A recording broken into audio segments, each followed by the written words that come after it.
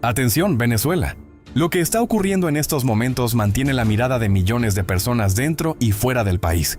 Las últimas informaciones, los movimientos políticos y las declaraciones que han surgido en las últimas horas están generando nuevas interrogantes sobre el futuro de la nación y sobre el rumbo que podría tomar Venezuela en un escenario que continúa siendo complejo y cambiante. Durante años, los venezolanos han sido testigos de una profunda crisis política, económica y social que ha transformado por completo la realidad del país. Millones de ciudadanos han tenido que abandonar su tierra buscando nuevas oportunidades, mientras quienes permanecen en Venezuela continúan enfrentando grandes desafíos en su vida cotidiana. En medio de ese panorama, cada acontecimiento político genera atención, esperanza, preocupación y una enorme expectativa. En las últimas horas se han producido movimientos que han puesto nuevamente a Venezuela en el centro del debate internacional. Analistas, líderes políticos y ciudadanos comunes siguen de cerca cada decisión, cada declaración y cada estrategia de los distintos sectores que participan en la vida política del país. Nada pasa desapercibido, porque en momentos de alta tensión política, cualquier movimiento puede tener consecuencias importantes en el desarrollo de los acontecimientos. Las estructuras de poder se encuentran bajo constante observación. Los sectores que respaldan al gobierno buscan mantener su posición, mientras los sectores de oposición continúan impulsando diferentes estrategias para lograr cambios políticos. Al mismo tiempo, actores internacionales también siguen con atención lo que sucede en Venezuela, debido al impacto regional que puede tener la evolución de la crisis venezolana. Lo que hace que este momento sea especialmente importante es el nivel de incertidumbre que existe sobre lo que puede venir. En política, los grandes cambios muchas veces no ocurren de un día para otro. Suelen ser el resultado de una acumulación de factores, presiones, negociaciones y decisiones que se desarrollan durante largos periodos de tiempo. Por eso, cada nuevo acontecimiento es analizado con detalle por quienes intentan comprender hacia dónde se dirige el país. La población venezolana sigue esperando respuestas. Muchas familias se encuentran separadas por la migración. Muchas personas sueñan con una recuperación económica y con la posibilidad de construir un futuro más estable dentro de su propia tierra. Ese deseo de cambio y de mejores condiciones de vida continúa siendo una de las fuerzas sociales más importantes que marcan el presente de Venezuela. Mientras tanto, los líderes políticos toman decisiones estratégicas. Las declaraciones públicas, los acuerdos, los desacuerdos y los movimientos dentro de los diferentes grupos de poder forman parte de un escenario que se mueve constantemente. Lo que hoy parece una situación estable puede cambiar con rapidez si surgen nuevos elementos que alteren el equilibrio político existente. El mundo observa con atención lo que sucede. Gobiernos, organizaciones internacionales y distintos sectores de la comunidad global mantienen sus posiciones y sus estrategias respecto a Venezuela. La situación del país sigue siendo un tema de interés internacional debido a sus consecuencias políticas, económicas y humanitarias. En este contexto, es fundamental analizar cada información con cuidado, comprender quiénes son los actores involucrados y distinguir entre los hechos confirmados, las declaraciones políticas y las interpretaciones que se hacen de los acontecimientos. En un momento tan sensible como el que vive Venezuela, los detalles pueden marcar una gran diferencia en la comprensión de la realidad. Lo cierto es que el futuro de Venezuela sigue siendo un tema abierto.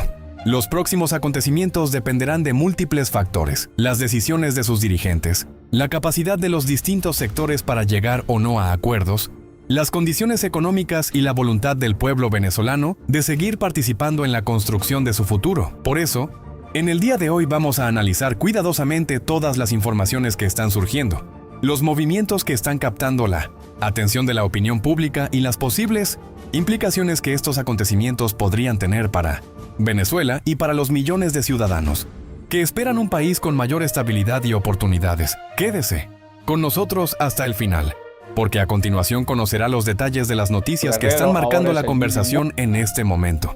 Cada dato, cada declaración y cada acontecimiento será revisado para entender mejor qué está pasando y qué podría significar para el futuro de Venezuela. Sin más preámbulos, comencemos con las informaciones de último momento. Se jodió y se murió. Tenemos entonces a su sucesor, a Nicolás Maduro. ¿Dónde está Nicolás Maduro? Jodió bastante tiempo. Arruinó a este país. Violó todos los derechos humanos. ¿Usted se acuerda cuando decía "Ato Corón", no sé qué vaina? Vamos a llevarlo y tenemos 2000 y vamos a joderlos. ¿Te acuerdas? ¿Se acuerdan de eso? Bueno, hoy está en una cárcel de Nueva York y tengan la seguridad que de ahí va a salir jamás. Se le van a meter cadena perpetua. Tenemos a la primera combatiente, Cilia, que yo considero la principal jefa. El que aparecía como mandamás era Nicolás Maduro, pero Cilia Flores, señores. Mandinga en pantaleta, para que sepan. Esa señora se adueñó de todo el poder judicial. Y allí encontró, no joda, una mina más arrecha que las minas de oro de Guayana, pues. Esos señores vendían sentencia, estafaban, chantajeaban, llevaban preso al que le daba la gana, hacían lo que le daba, todo con el poder judicial que esta señora controlaba a su antojo. Desde el Tribunal Supremo de Justicia, pues hasta el último tribunal. ¿También dónde está la señora? Ay, ay, ay. Está presa allá en Nueva York. Uno de sus padres, sus principales lugartenientes, que era un instrumento que utilizaba ella para ejecutar pues todas estas fechorías que hizo esta señora durante tanto tiempo, el señor Tarek William Saab, ex fiscal general de la República. Hoy caído en desgracia y está preso. Tarek William Saab está preso con un brazalete, para que sepan. Ok, lo tienen que de ministro de no sé qué cosa, de baile, folclore, pero ese es pura paja, ¿no? Ese señor está liquidado después de haber cometido tantas fechorías que ha sido catalogado como un monstruo, porque el tipo se recreaba en torturar a la gente, filmarle video y se lo llevaban a Cilia Flores y a Maduro. Ese señor tiene tanto rechazo que hasta su hijo mayor, una vez, cuando los acontecimientos, cuando las protestas de la juventud, coño, lo reprimió por televisión, su hijo mayor. Además de ser un corrupto que ha salido a la palestra todas las compañías que tenía allá en Anzoátegui, con compañías que trabajaban en la faja del Orinoco. Un acto de corrupción total, además de todo lo que hizo el llamado poeta, que de poeta no tiene un carajo, de la revolución. Cayó en desgracia, señores. El Aizami, Tarek El Aizami, hombre fuerte desde los tiempos de Chávez. ¿Se acuerda cómo Chávez lo defendían? Coño, que se metan con Tarek, porque Tarek es hijo de unos revolucionarios árabes y vaina y tal. Ese fue de todo. Vendió, le regaló miles y miles de pasaportes a todos los terroristas árabes, ese bandido. Después, bueno, ocupó todas las posiciones, hasta fue gobernador de Aragua. Ese fue completo. Y lo nombran zar del petróleo. Allí este sinvergüenza y bandido se robó, bueno, el cálculo no es exacto, pero más de 23.000 millones de dólares. Una huevonada. Para que ustedes tengan una idea, el presupuesto de Venezuela de este año es más o menos eso. O sea, se robó todo lo que gasta el gobierno en un año, se lo robó Tarek William Saab. No, perdón, Tarek El Aizami. Disculpen eso. Tarek El Aizami. Hoy está deteriorado físicamente, según está muy enfermo, lo tienen preso, perdió todo su... quedó eliminado de juego, pues. Salió de juego para que ustedes vean cómo esta máquina, cómo ha venido deteriorándose todos estos bichitos. ¿Ves? Tienes a Diosdado Cabello. Le voy a decir una cosa. Diosdado Cabello está muerto y no se ha dado cuenta que está muerto. El que entendió, entendió. Además que le tienen cercado a su hija, a su hermano, a un general que es primo de él, a su mujer. Lo tienen listo. Para que tengan una idea. Lo tienen listo, pues. Yo no voy a hablar mucho de Diosdado porque todo el mundo sabe su historia, ¿no? ¿Okay? Entonces, cada vez estamos viendo cómo los grandes pilares del régimen y de la Revolución Roja Rojita se han venido cayendo. Financistas como Tamar López, financistas como Borrín, están presos.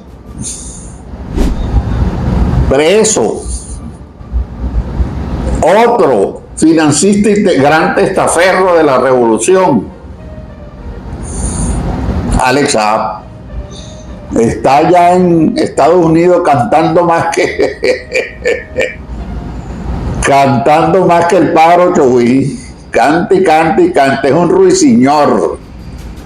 Y el anterior, ese está en Italia, Rafael Ramírez, ese la va a pagar, pero ese está en Italia. El anterior tesorero de la revolución, que se robaron por orden de Chávez miles y miles de millones de dólares.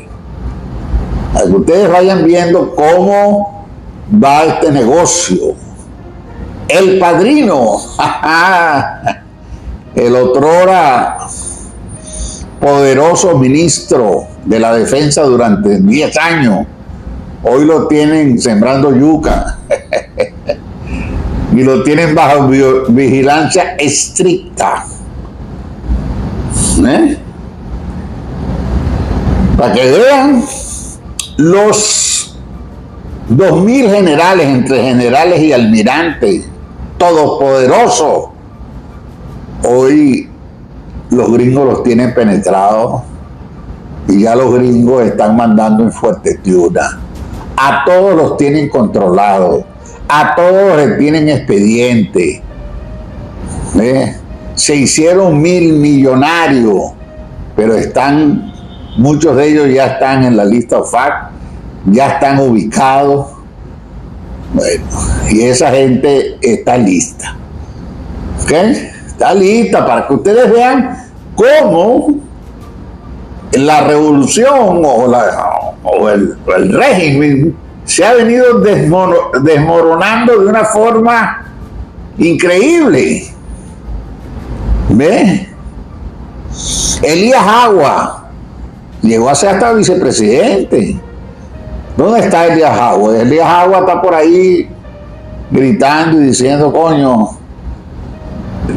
los gringos ocuparon el país, y tratando de reclamar ese de los chavistas originarios. Y si vamos por el lado de la propaganda, bueno, ahí está Mario Silva dando lástima, pidiendo auxilio. Le quitaron las escoltas, le quitaron todo, lo tienen a monte, no le dan real, lo joden. Y el carajo se la pasa reclamando la presencia de los Estados Unidos, que ya no se puede, ya no pueden seguir engañando a la gente, a los de ellos, pues, de que los Estados Unidos, ellos son los que mandan, y como dice Pérez Pirela, que todo lo que se ha hecho estaba escrito, órdenes escritas de Maduro, y esa vaina no se la cree nadie, ¿no? Entonces, tú tienes a Mario Silva, otro espadachín de la revolución, dando lástima, dando lástima. Entonces uno está viendo que todos los grandes personeros, esos personajes, coño, que hacían fuerte la revolución, cayendo. Ahí está el Potro Álvarez, caído de bola,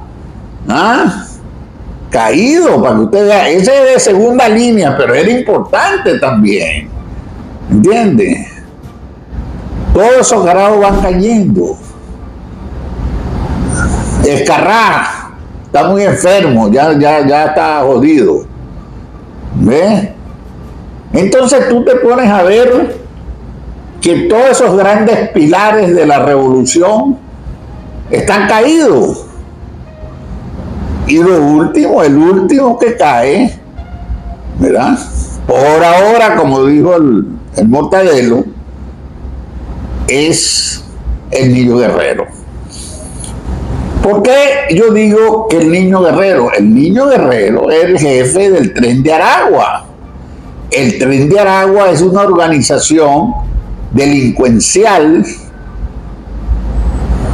que es una rama de la revolución. El Tren de Aragua lo creó la revolución. ¿Ves? El Tren de Aragua lo creó la revolución. La Fosforito se la manda diciendo, por cierto, la Fosforita anda huyendo. Anda como palo de gallinero porque la van a joder también. ¿Ves? Eso lo crearon ellos. Una vaina que empezó como una organización sindical pidiendo cuotas para dar empleo y se desarrolló en las cárceles. En el caso de en la cárcel de Tocorón. ¿Usted se acuerda que la cárcel de Tocorón tenía piscina, tenía gallera, tenía, no joda, tenía algo? O sea, estaba mejor que de adentro que afuera. ¿Se acuerdan de eso? Entonces, fue tanta la presión que se tomó la cárcel de Tocorón y otras cárceles, pero voy a dedicarme a Tocorón porque ahí está el embrión de todo esto. ¿Qué pasó allí? Allí se comercializaba con todo, porque este régimen tuvo la genial idea de entregarle a los pranes la autoridad de las cárceles. ¿A quién coño se le ocurre eso? Que los pranes son iban a ser las autoridades de las cárceles. Coño, ¿a quién se le ocurre esa vaina, por Dios? Entonces los carajos cobraban por puesto, por llamar por teléfono, por lo que sea, por tener un teléfono, todo. Se habla que ahí se manejaba más de 3 millones de dólares anuales. Ahí había de todo, carros, ahí había hasta un zoológico, porque este carajo era el mirador de Pablo Escobar, ¿verdad? Bueno, cuando la vaina se puso muy jodida, todos esos pranes se fueron y cuando llegaron a tomar la prisión, lo encontraron los presos comunes allí. Los verdaderos bandidos se habían ido y el gobierno no tuvo más vaina que mandarlos para Guayana y entraron a jugar un papel preponderante en las minas de oro de Guayana. Además del hecho de que esos carajos aprovecharon la inmigración de los venezolanos que salimos por toda América, ¿verdad? Argentina, Perú, Ecuador, todos los pueblos, todos los países de América, hasta llegar a Estados Unidos. Esa organización logró, por instrucciones del régimen, esta vaina hay que decirla, ¿ves? Esa gente logró, lo primero que ellos tenían como objetivo era desacreditar a los venezolanos. ¿Ves? Porque es una vaina muy jodida que un gobierno diga que está haciendo las cosas bien y millones de habitantes se están yendo. Pues, coño, el gobierno no le interesaba eso y lo que decía que eso eran delincuentes. No, la mayoría de la gente no era delincuente, la mayoría de la gente andaba buscando mejores destinos y algunos perseguidos políticos. Pero entonces ellos hicieron aparecer, tratando de desprestigiar a los venezolanos en todos esos países como delincuentes, y aprovechaban ellos para cometer toda clase de fechorías y asociarse con la delincuencia de cada país. Llegando un momento que se habla... Lo que está ocurriendo actualmente en Venezuela no puede entenderse como una simple lucha entre gobierno y oposición. El escenario que se está desarrollando es mucho más complejo y representa una etapa de reacomodo de fuerzas políticas, económicas e internacionales, donde cada actor intenta asegurar su posición en una posible nueva Venezuela. Uno de los movimientos más importantes de las últimas semanas es el papel que ha asumido Delcy Rodríguez. Durante años fue considerada una de las figuras más representativas del chavismo y estuvo bajo fuertes sanciones internacionales. Sin embargo, los acontecimientos recientes muestran un cambio en la estrategia de Estados Unidos, que decidió levantar las sanciones personales contra ella y reconocer su administración interina como interlocutora oficial para ciertos procesos de relación con Venezuela. Este cambio refleja una estrategia de Washington, basada más en el pragmatismo político y en la búsqueda de estabilidad, que en una política de aislamiento absoluto. Esto no significa necesariamente que Estados Unidos haya abandonado las exigencias de reformas democráticas, sino que ha cambiado la manera de intentar influir en el proceso venezolano. Durante años, la estrategia de máxima presión buscó provocar un cambio de poder mediante sanciones, aislamiento y apoyo a sectores opositores. El nuevo escenario muestra una combinación de presión selectiva y negociación con actores que anteriormente eran considerados parte del problema. Para Delcy Rodríguez, este momento representa una oportunidad histórica y al mismo tiempo un enorme desafío. Por una parte, ha logrado obtener una legitimidad internacional que durante mucho tiempo estuvo fuera de su alcance. El levantamiento de las sanciones personales le permite tener mayor capacidad de maniobra política y económica, además de enviar una señal a sectores empresariales nacionales e internacionales, de que existe una posibilidad de normalización de las relaciones con Caracas. Un ejemplo de esta nueva etapa fue el reciente acuerdo firmado entre el gobierno venezolano y la empresa General Electric para impulsar la recuperación del sistema eléctrico del país. La administración de Delcy Rodríguez presentó este acuerdo como una señal de apertura económica y de reconstrucción de sectores estratégicos, en un intento de demostrar capacidad de gestión y atraer mayor inversión extranjera. Sin embargo, la gran pregunta que se hacen millones de venezolanos es si estos movimientos económicos realmente significan una transición hacia una democracia plena o si representan solamente una reorganización del poder existente con nuevos aliados internacionales. Aquí es donde entra el papel de la oposición. La oposición venezolana atraviesa uno de los momentos más complejos de su historia reciente. Después de años de confrontación directa contra el chavismo, se encuentra frente a un escenario diferente. Una parte de la comunidad internacional, especialmente Estados Unidos, ha optado por negociar y trabajar con sectores del poder establecido mientras intenta impulsar una transición gradual. La figura de María Corina Machado continúa siendo central dentro de la oposición. Su estrategia se ha basado en mantener la presión internacional, construir alianzas con gobiernos extranjeros y presentar una propuesta de transición democrática que incluya nuevas elecciones, garantías institucionales y el regreso de millones de venezolanos que abandonaron el país durante la crisis. En meses recientes, Machado anunció su intención de regresar a Venezuela como parte de una estrategia para participar en la siguiente etapa política del país. Pero también han aparecido tensiones importantes. Algunos sectores cercanos a Washington han mostrado diferencias sobre los tiempos y la forma en que debe producirse el proceso de cambio, mientras la oposición más firme insiste en que la prioridad debe ser una transformación completa de las instituciones y elecciones totalmente libres. Algunos actores internacionales parecen priorizar primero la estabilidad, la recuperación económica y evitar un escenario de caos político. Este choque de visiones es probablemente uno de los elementos más importantes para entender lo que sucede hoy en Venezuela.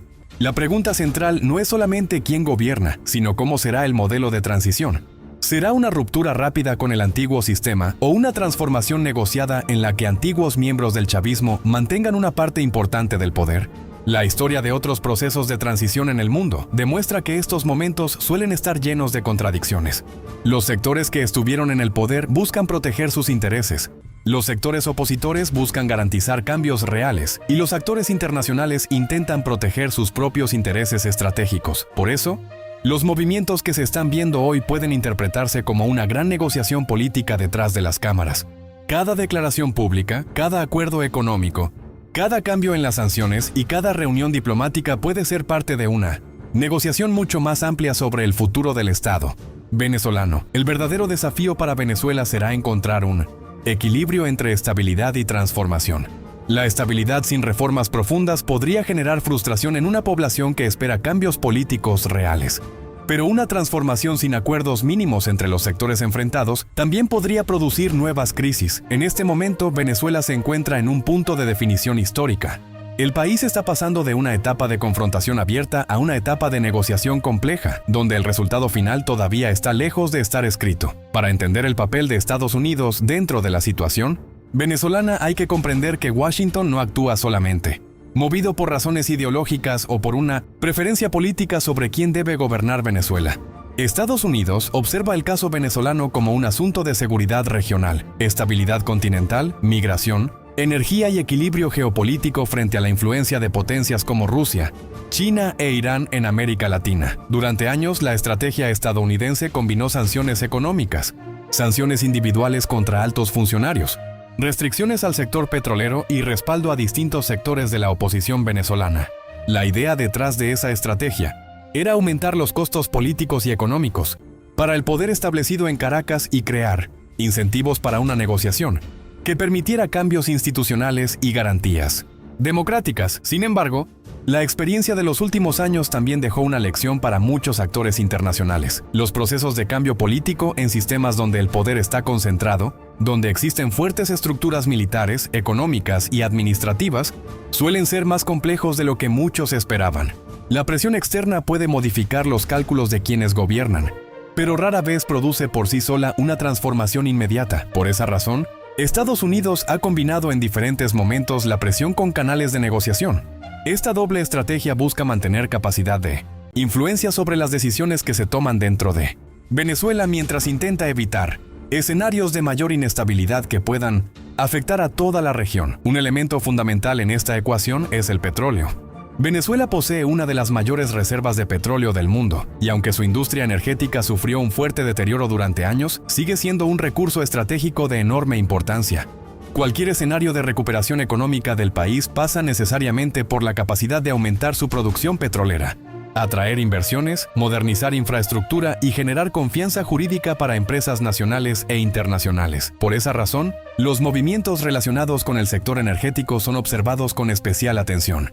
Cuando se producen conversaciones entre Venezuela y actores extranjeros sobre temas petroleros, el mensaje no es únicamente económico.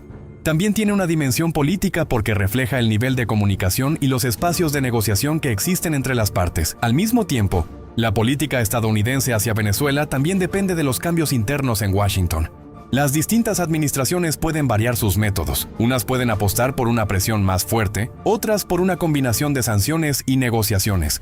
Pero existe un punto común en la mayoría de las posiciones estadounidenses: la preocupación por la estabilidad regional, la migración y la presencia de aliados estratégicos de Estados Unidos dentro del hemisferio. La figura de Donald Trump ha sido especialmente influyente dentro del debate sobre Venezuela. Durante su administración se impulsó una política de máxima presión, con fuertes sanciones y un reconocimiento más abierto hacia los sectores opositores que buscaban un cambio político profundo. Los sectores más críticos del gobierno venezolano consideran que una línea de mayor presión internacional puede acelerar negociaciones y aumentar las posibilidades de cambios democráticos. Por otro lado, dirigentes republicanos como Marco Rubio han mantenido durante años una posición dura respecto al gobierno venezolano. Su discurso ha insistido en que cualquier proceso de acercamiento internacional debe estar condicionado a avances concretos en materia de libertades políticas, derechos humanos, garantías electorales y respeto a las instituciones. Sin embargo, el factor internacional no es el único que determinará el futuro de Venezuela. La historia demuestra que los cambios políticos duraderos dependen principalmente de la capacidad de los actores internos para construir acuerdos, mantener apoyo social y diseñar un camino que permita transformar las instituciones sin generar un vacío de poder que conduzca a nuevos conflictos. Otro elemento clave es la situación dentro del propio chavismo. En cualquier estructura política que ha permanecido tantos años en el poder, existen diferentes corrientes, distintos intereses económicos y diversas visiones sobre cómo garantizar su supervivencia política.